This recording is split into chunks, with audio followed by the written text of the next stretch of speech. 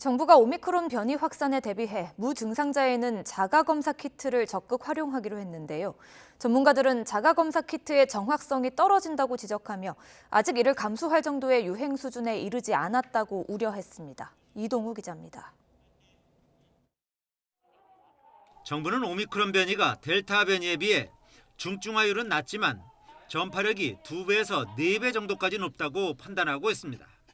따라서 오미크론 변이가 크게 확산하면 3월 중순에 하루 확진자 수가 2만 명, 위중증 환자 수는 2천 명 이상 나올 수 있다는 예측도 나왔습니다.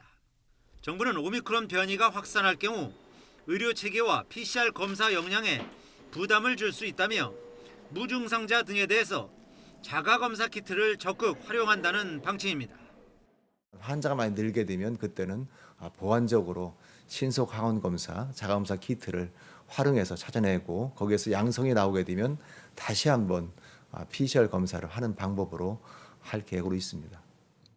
지금은 누구나 원하면 PCR 검사를 받을 수 있지만 앞으로는 코로나19 증상이 있거나 확진자와 밀접 접촉한 사람 등만 받을 수 있다는 것입니다.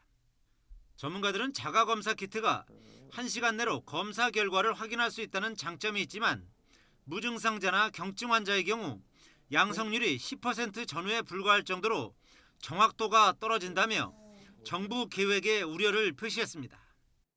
신속 항원 검사는 도입되지 않는 게 좋다고 생각을 합니다. 왜냐하면 PCR 검사 우리나라 역량이 사실 굉장히 충분한데 그 역량을 벗어날 검사를 할 만큼의 그런 대규모 환자 발생이 그렇게 쉽게 일어나지는 않을 거라고 일차적으로는 생각을 하고요. 또 현재 판매 중인 키트들이 오미크론 변이에 대해서는 검출률이 떨어진다는 지적도 있습니다.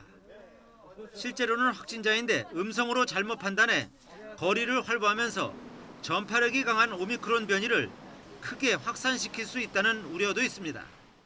근본적으로 정확도가 떨어진다고 하는 부분들이 있기 때문에 이 신속진단 키트에서 음성으로 나왔다고 해서 내가 감염이 안 되었다고 믿는 것은 좀 잘못된 것이다, 그렇게 얘기할 수 있습니다. 결국 자가검사 키트의 낮은 정확도를 둘러싼 논란은 당분간 이어질 것으로 예상됩니다.